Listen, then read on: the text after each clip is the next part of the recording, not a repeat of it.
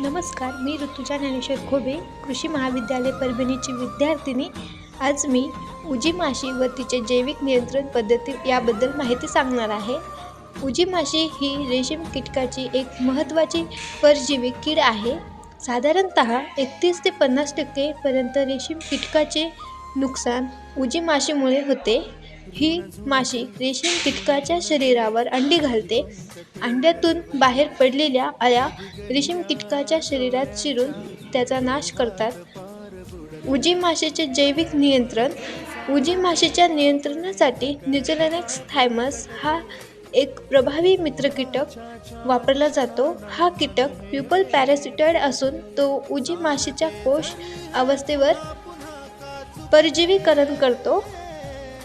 न्यूझिलॅनिक्स थायमसचे उत्पादन पद्धत हे तुम्ही पाहू शकता. घरमाशीचे संगोपन.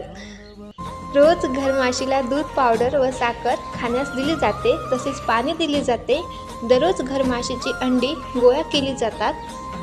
अंडी व्हीट ब्रॅनमध्ये मिसळतात. गोळा केलेली घरमाशीची अंडी गव्हाच्या कोंड्यात मिसळली जातात. यामध्ये ईस्ट देखील घातले जाते, जेणेकरून अळ्यांना योग्य अन्न मिळेल. अळी अवस्था. साधारणतः 8 तासानंतर अळ्या बाहेर पडतात. अळ्याची वाढ सुमारे 6 दिवसापर्यंत होते. कोश अवस्था. 6 दिवसानंतर अळ्या कोश अवस्थेत जातात. हे घरमाशीचे कोश गोळा केले जातात.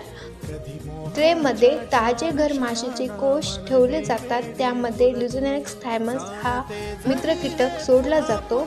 हे ट्रे 4 दिवसापर्यंत ठेवले जातात, कारण हा कीटक प्युपल पॅरासिटॉइड आहे.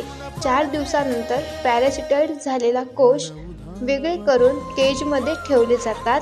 साधारण 4 ते 7 दिवसात न्यूझिलॅनिक्स थायमस बाहेर पडतो.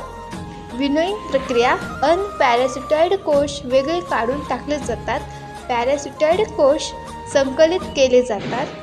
पॅरासिटॉइड कोश 50 ते 100 कोशांच्या पाऊचमध्ये भरून शेतात वापरले जातात. यामुळे उजी माशीची संख्या लक्षणीयरित्या कमी करता येते.